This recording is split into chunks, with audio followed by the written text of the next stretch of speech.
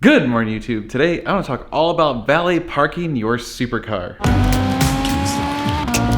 So are you recording all of the nefarious activities? If you're new to the channel, my name is Dan, this is my garage, and this channel is all about the supercar ownership experience. We talk about buying these cars, selling them, maintaining them. Today, I want to talk about a topic that I've been asked about a lot by potential supercar owners, which is, do I valet park my Ferrari? And the answer is, sometimes. So it kind of depends. So first, I got a couple stories to tell you because I've had some good experiences and I've had some bad experiences with valet. Let's talk about some of these bad experiences and what the lessons I learned from this are. Then we'll talk about the good stuff. First of all, way back a long time ago when I had my 430, I was going to dinner at a hotel. So this hotel had a really nice restaurant in it. So I pull up in valet and they said, oh, just park your car right there, right in the fire lane, which I was like, in the fire lane, like, isn't gonna get towed and whatever. And they're like, don't worry about it, you know, we do this all the time. Okay. So I park in valet, and as I'm walking into the hotel, they say, oh, but we do need your keys just in case we have to move it.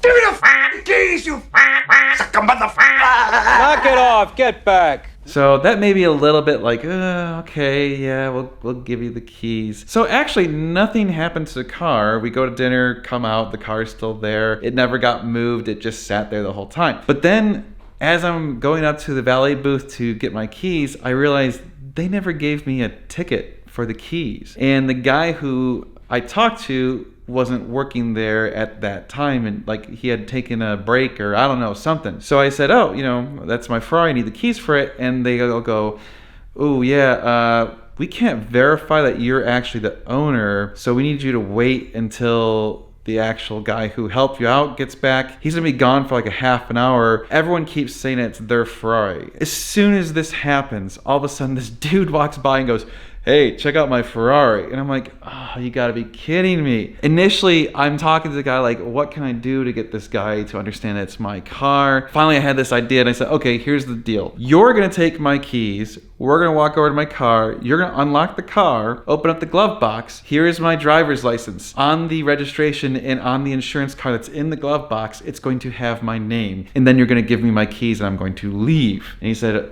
okay, we could do that. So that's what we did. We went out to the car, opened the glove box, and got the registration and the proof of insurance out, and it matched my driver's license name. So he was like, okay, we'll let you go. So obviously the lesson there is always make sure you get one of those stupid little key tags. I just realized I didn't have the shop dog Mo with me, so I'm gonna go grab the dog. Oh, there you are. Hi, Mo.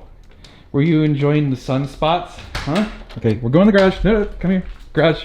Go on. There you go. Go in. Good boy. Yes, we've got the shop dog Moses with me today. Oh, he's a little bit lazy. You need some lovin's. Yeah. Oh, yes. Give me the lovin's. Oh, yeah. Oh, is that a good spot? Yeah. So another bad incident I had with valet was actually at a friend's parties. One of the FCA members here in Austin was hosting a party at their house. Obviously the person is doing pretty well and has a nice house, and they actually had valet set up for this party, which is kind of cool actually.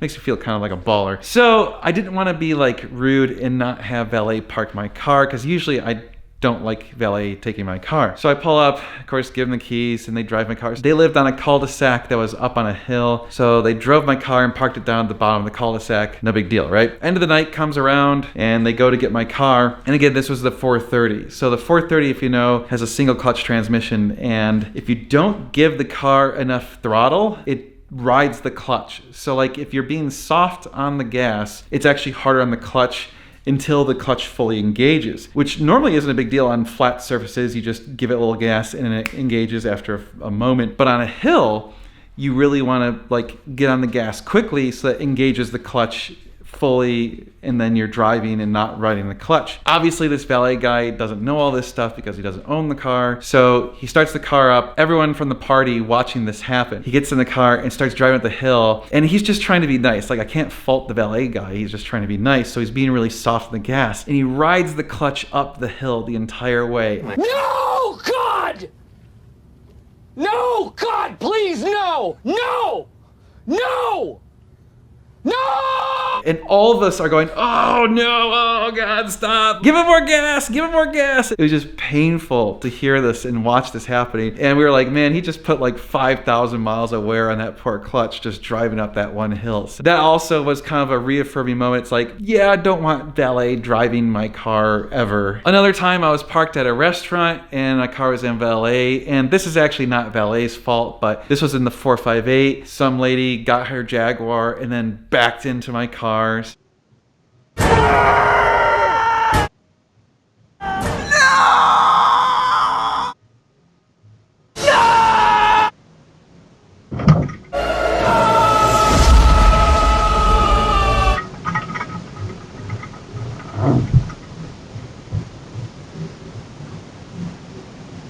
How can you miss the bright red object behind you? And she's in a brand new Jaguar, so you know it's got like parking sensors and cameras and shit. I mean, the only thing I could think of is maybe she had a bit too much wine. And then she takes off, so she doesn't stay, and she claims that she didn't know she hit my car, which is like, yeah, right. Which actually brings up an interesting point. You should protect your asset if you have a cool car. I highly recommend getting a dash cam. I've said this in many videos. You need a dash cam, and it needs to be one that runs while the car is off. I am actually using a Blackview dash cam. You can see it's right there.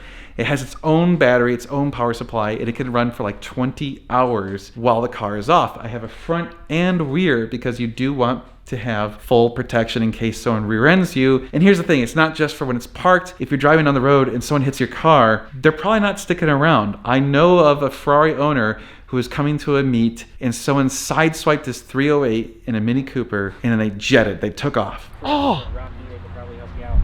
Okay.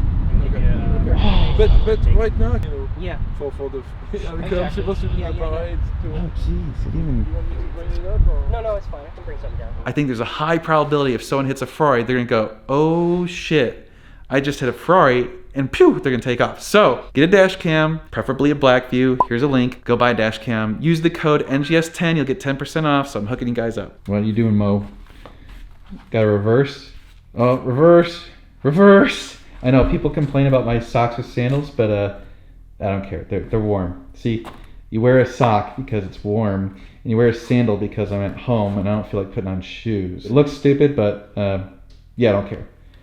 Mo doesn't care either. Also of note, my dash cam helped me out when I had someone vandalize my car. They stuck gum on it, so I was able to identify those people.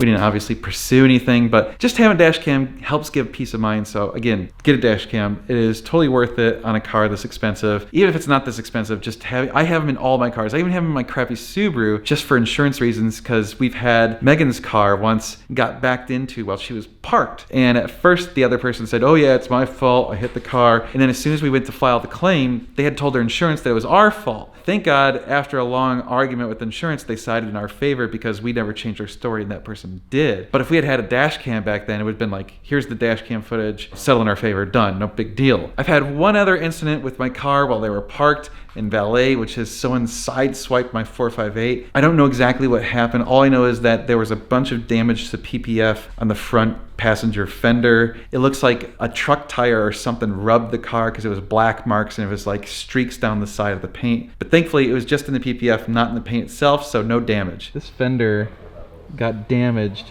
Someone did something to this car and this does not come out. So if you notice, this PPF protected that paint. If I had not had PPF here, I would have had to have this fender repainted. All of that being said, what does that mean for valet parking? What do I do about valet parking? I have a few rules that I kind of set for myself. The first one is I never give up my keys except in rare circumstances. When you pull up to valet, here's what I recommend you do. Most valet people are this cool and they get it. If you pull up and say, I'm parking in that spot right there and point to a spot, they're cool with it. And sometimes they even just say, oh, just park it right there. Like, they get it. And they want you to self-park. Usually that comes with a little extra fee, you know, the self-park fee or whatever. And sometimes it has an extra fee because you're keeping your keys. And almost always you have to prepay because of that, which, whatever, I'll prepay, that's fine. That's usually how I do valet. I pull up, say, I'm parking there, and I'm keeping the keys. Now, I've had where they said, oh, we need your keys because of fire code or whatever. Most of the time, if there's another one available, I'll just drive somewhere else. I just don't want to risk having the keys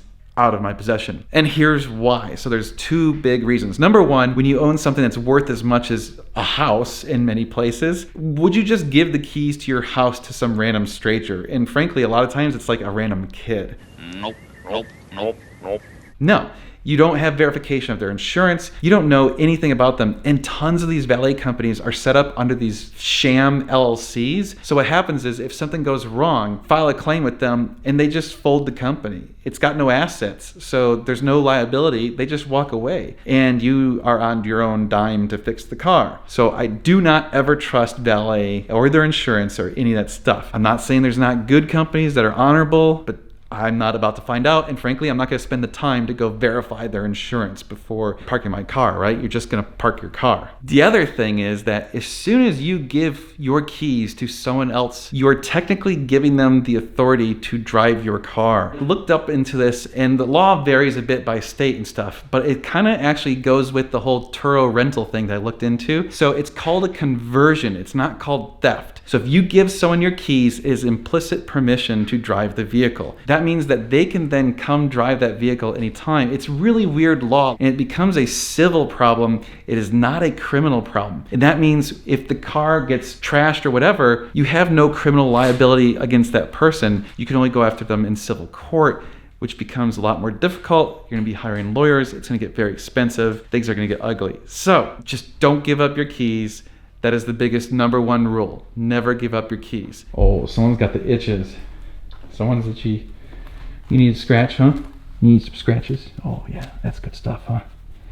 Oh, that's good. Yeah. Oh. So one last tip about valet is if you're going to a place regularly, establish a relationship with a trustworthy valet. There's one particular valet that I park at almost every time I go to a particular location here in Austin. I try and always find the same guy. He's super cool. He watches over our cars. We even talk about like life stuff with him. Like he's just a great guy. I know that he's got my car's interest in his mind. He's looking over it. He's keeping people away from it. Like frankly, when you got a car like this, people take pictures and stuff, that's fine, but sometimes they're all like getting on the car and he's like, hey, can you stop touching the car? I appreciate that sort of stuff. So I've got a great relationship with him. We park there almost every time, even if that means I have to walk substantially farther to go where I'm going. Find the right people, find the right valet, one that you trust, and go to that one and build a relationship. That is the valet you want to go to. Now, obviously, if you're going to random locations and it's different every time, you can't do that, but that's what I try and do, if you can. If you happen to have any questions or ideas of other videos you'd like to know about supercars or the experience of owning a supercar, feel free to put those in the comment below. I do try my best to answer every single comment. Also, if you have any consultation services, I do offer those, so go visit my website, normalguysupercar.com. You can check out what I have to offer. I also have merch like this t-shirt right here and some other cool stuff like this hat and stickers, so check those things out. If you subscribe to my email list, buy any merch, or if you're a member of my channel, you're automatically entered to win any of my contests. Do those things. I got some cool stuff coming up. You're going to want to get in those lists. Do that now. Go do it. Go visit the website. You did it? Okay, good. You guys are amazing. Thank you so much for watching. We've got a lot of car stuff coming your way. It's going to be sweet. Hey, Mo. Mo. Mo. Mo. Want to go inside? Come on. Let's go inside. Come on. Come on. Come on. Come on. Time for lunch. Go. Go.